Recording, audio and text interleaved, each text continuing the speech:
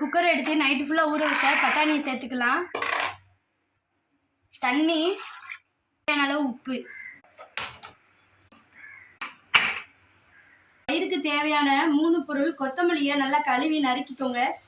பெரிய வெங்காயமோ சின்ன வெங்காயமோ அதையும் நீங்கள் நறுக்கி எடுத்துக்கோங்க. திருவுன தேங்காய். வாங்க எப்படி செய்யலான்னு பார்க்கலாம்.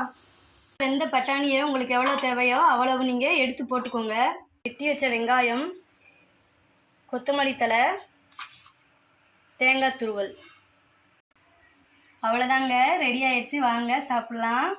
இது தாங்க செஞ்சதுக்கு ஆரம்பித்தோம். இது காலை உணவாகவும் மாலை ஸ்நாக்ஸாகவும் சாப்பிடலாம். ரொம்ப அருமையாக இருக்கும். நீங்கள் கொத்தமல்லி வெங்காயம் தேங்காய் துருவலோடு சாப்பிட்றதுக்கு அம்புட்டு அருமை, அம்புட்டு ருசியாக இருக்குங்க. இந்த வீடியோ பிடிச்சுன்னா லைக் பண்ணுங்கள். பாய்.